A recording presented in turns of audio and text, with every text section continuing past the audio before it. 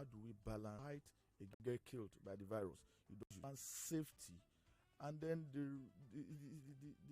rights of people to say, oh, we still need to move out and survive.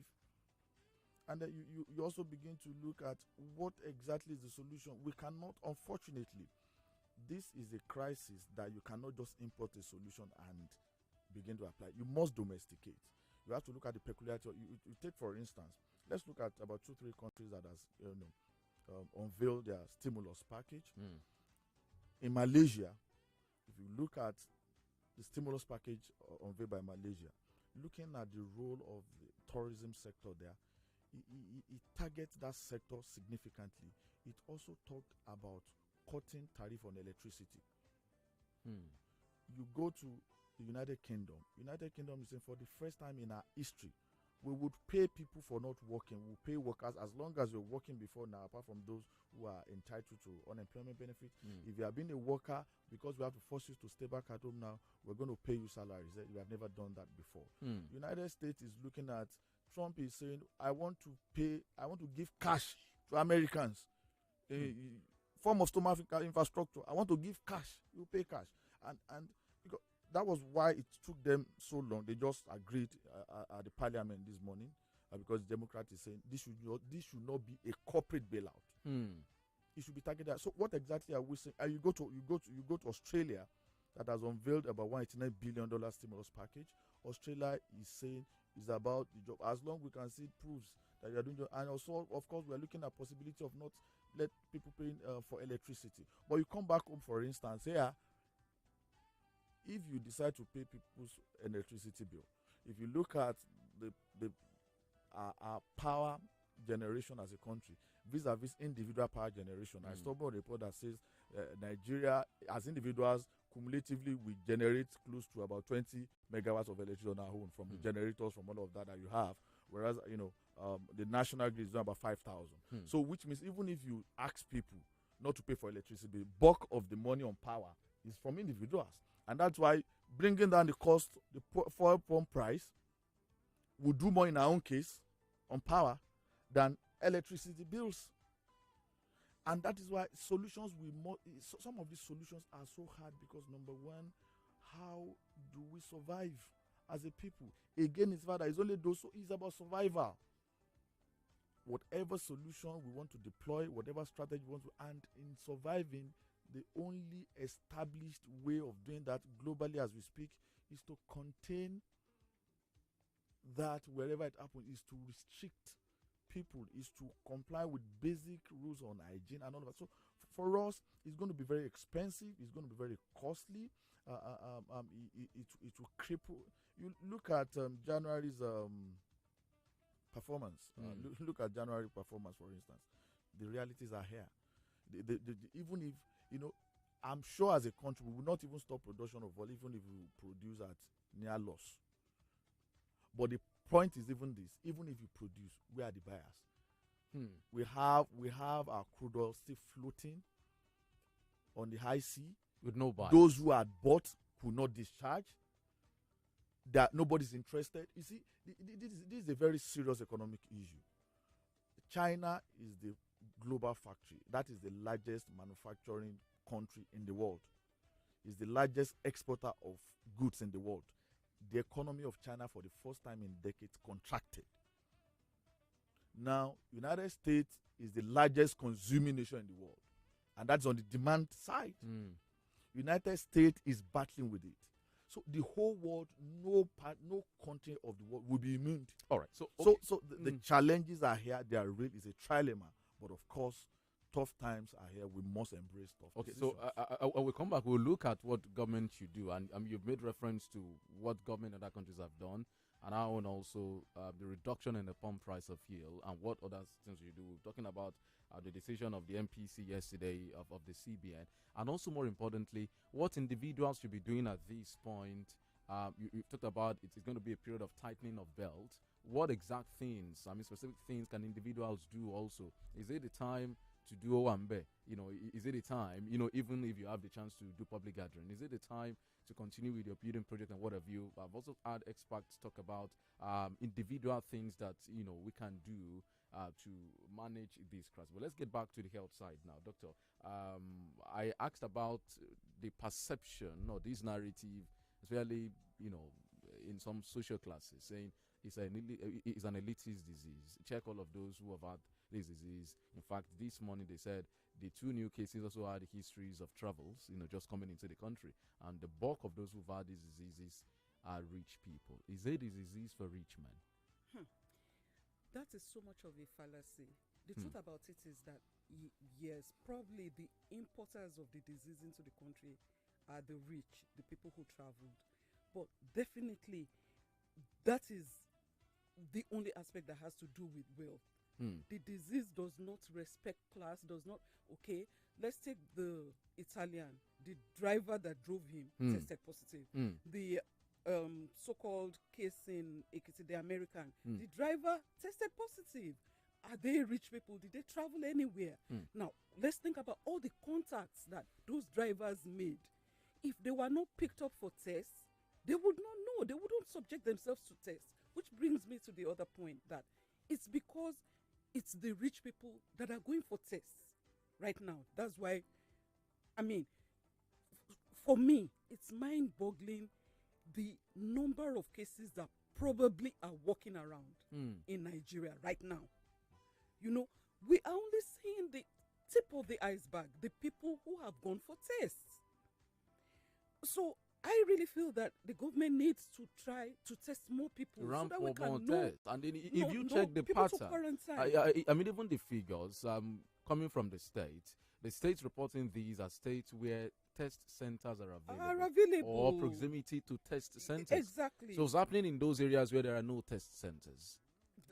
It's all over the place. We'll be deceiving ourselves if we are qualifying it as a disease of the rich.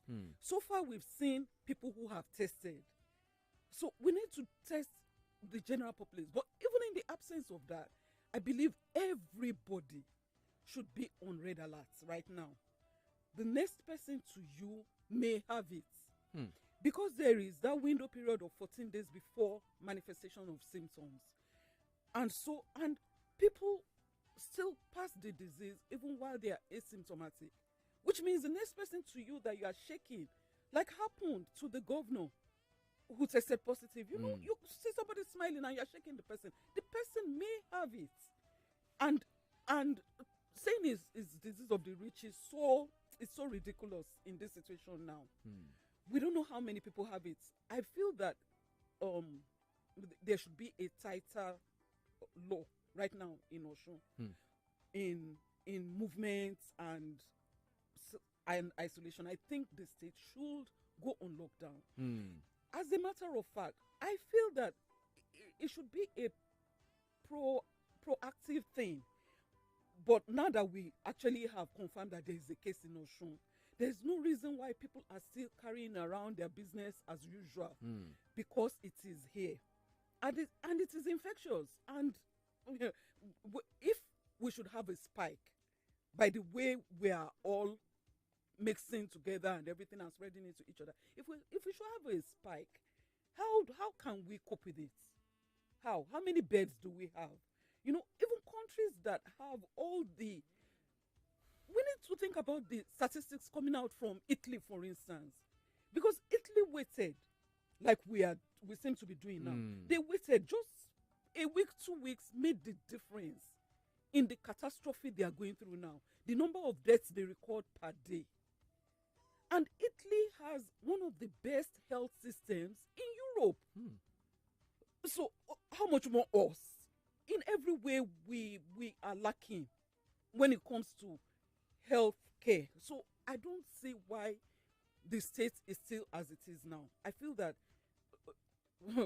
there's an emergency. Well, tell me what the authorities should be doing now. We have that one case, and we don't know where the case has been to or where it came from before getting to where government is isolating and treating the person now. So what will be involved?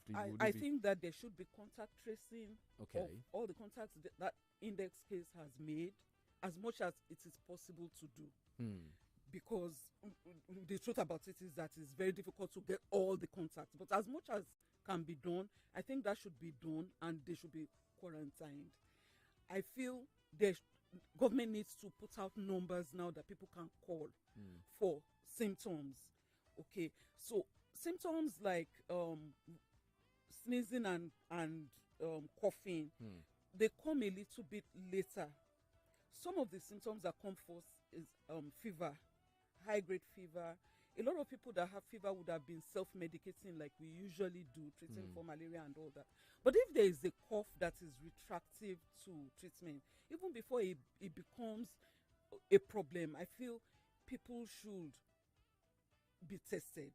Okay, but for coronavirus, the main thing is that the cough eventually leads to difficulty with breathing and is respiratory failure that gets people in the problem that we see where they need a ventilator.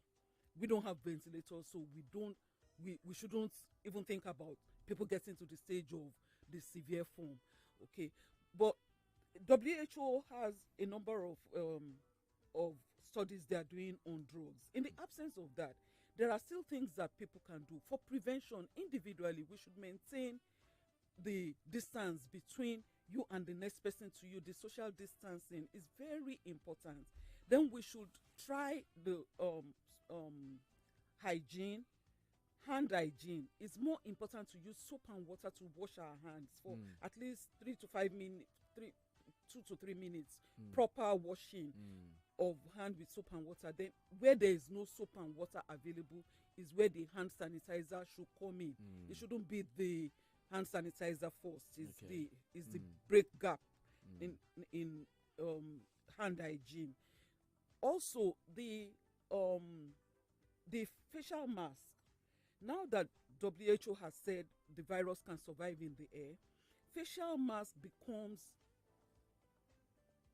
a need where the population is more than, like for instance, there are 10 people in a room. I want to believe that you should use a facial mask. But ordinarily, if you are just going by yourself, you don't need a facial mask. You don't need it outside. But you're going, I mean, in the public place, in the a market, public in place, the bank. yes, I think you should use the facial mask because the virus has been shown to survive in the air. Okay, but essentially the infection is by people touching contaminated things and then touching their faces, in which case you can transfer it to your mouth, to your nose, your eye, anywhere that the virus can get into your system. Okay, so if you avoid touching your face, that is a plus. And the advice is also to try and use your elbow more for things than your hand, because you are not likely to put your elbow to your face. So you can open doors that are possible with your elbow, you can, and all that, and no shaking of hands, all those things. We are still doing them comfortably. So we need to look inward individually what we can do to protect ourselves, taking it as a matter of life and death, which it is in a lot of cases. Okay, well, Honorable Latunji, so the CBN Monetary Policy Committee meeting met yesterday and retained the monetary policy rate at 13.5%.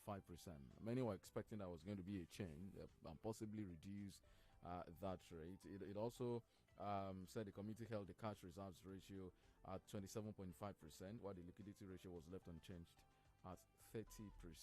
All of those data. Were you surprised? Were you also angling out for a possible reduction in these rates? I wasn't. Quite a number of people felt decisions yesterday should be based on what is happening in Europe, in America, and all of that. And we have had cause to say it. If you want a solution to be effective, most domesticated. The relativeness of the impact of such decisions on our own economy as it affects the people does not make that to come handy as we speak. But we must not also forget that was coming at the heels of the recent stimulus package that was unveiled by the Central Bank of Nigeria, which is about 30% of our budget, is about 3.5 trillion naira. What we need more now, considering the peculiarity of our own country, and then and the fact that this is largely informal, and then whatever solution we need to apply must be targeted. I mean, it must be laser jet. You strike it as it is. It shouldn't just be an omnibus package. that you think would on its own solve problems. So the focus should be more on the vulnerable sectors that are more vulnerable, the individuals, the an average person that will be affected with whatever measures we begin to take. And so the CBN 3.5 trillion intervention has just been unveiled just yesterday. The National Assembly passed the bill on the stimulus package that runs between now and December 31st, and given the power to the federal government to be able to review some of those things in case it extends beyond what is necessary. So for us, what we need now is massive stimulus package, not just changing of indices. If today you take, for instance, let's just look at the basic understand. If today you pump money into if you make more money available, the question is you want to contain people.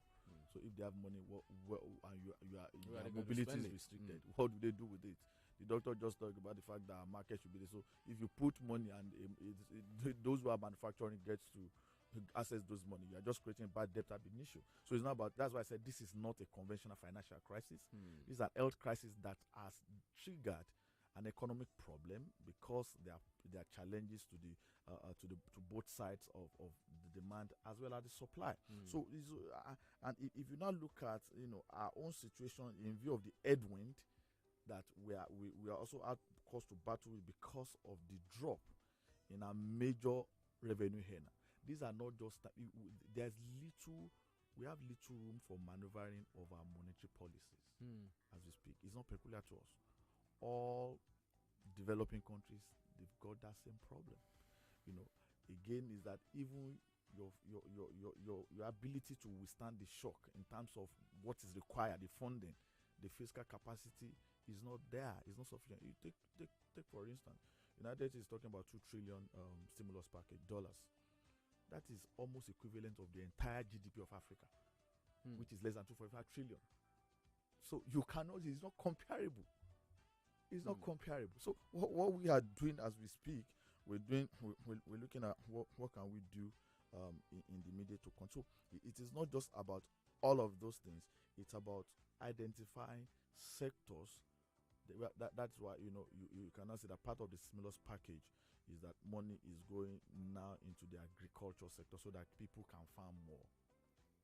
Particularly the food basket will not only be depleted, will not get depleted, and won't even have opportunity to. Now we need to bring in equipment, medical equipment, as well as medical consumables like the ventilators and all of that. So now import waivers will be on all of those things. Well, honorable, I see some things on social media, and there's something I must also quickly add. Okay, is that I'm aware that in our state, when the state was going to come up with, we must acknowledge the fact that it took this long, for Osun to have the first index case of coronavirus because of the fact that within the available resources and to the best of the ability of leadership, we try to be proactive.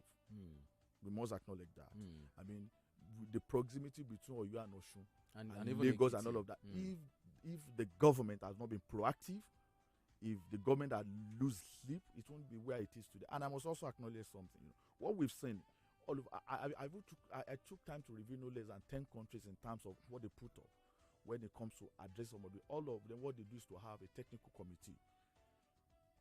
And then that technical committee can now break into, in terms of, but in the case of Osun, what we even have directly is, independent, that will now work together independently. Technical committee is there. Economic impact committee is there, because we understand the fact that it's going to have economic downside. We have it. Then we have the communication committee in place. I'm here to see any state that has been able to come up with that three-pronged structure model. And again, what that simply means that we now have lines that people could call. We're also fortunate that the Center of Excellence in Communicable Disease, we have one in Ede. The state is also collaborating with them, because as we speak today, we need to have everybody must be engaged. Everybody must be part of it. This is not the time for politics. This is not this does not know where you belong. It does not respect political affiliation. It does not respect ethnicity. Nobody should get excited because the son of somebody that is affected. Don't be excited because it's the chief of house to somebody. This is this time for humanity in us, is to rise above all other primordial sentiments, and that is the only way we could address these issues. So we must come together, and that's why I said these are trying moments for us, because it threatens our survival as a people. So individually, what should we do? We've talked about government will do. Revenues definitely will fall short locally, internationally. As a person, as Femi Olanipekun here, how should I manage the small money I have around this time? That if people have expressed that maybe in some months to come, government may be unable to pay salaries. So what should I do with the few funds I have with me? Basic rules of personal financial management. Number one, at a time like this, whatever is not a matter of life and death, spending is not necessary. Number two, you must separate between your needs and your wants. Extremely very important. Whatever is not basic to existence and that of your family becomes a luxury. It's just like when you go to the car mart and you buy a car with a full functioning AC. The moment you are driving that car, you are running out of gas or petrol, your AC suddenly becomes a luxury. Nobody tells you put it off on your own and you wind down. You begin to drive even when your car has AC. You suddenly decide to not to enjoy the AC, so that it can take you for that you are able to refuel. So this becomes so necessary, and see, this adversity must not be wasted by this country, by this generation, by us as a people. We must see how can this adversity become an advancement for development of this state, of this country. We can now see that it is possible for us to be less dependent on what is important and to survive as a people. We can now see that we can now recommend lockdowns and we think even no for. We can now see that even without imported rice, we can live life. You see, in Obafemi Awolowo's speech in 1955 at the Parliament building in Ibadan, when he was presenting his speech, he talked about the fact that an economy that is import dependent and single commodity dependent is a precarious economy.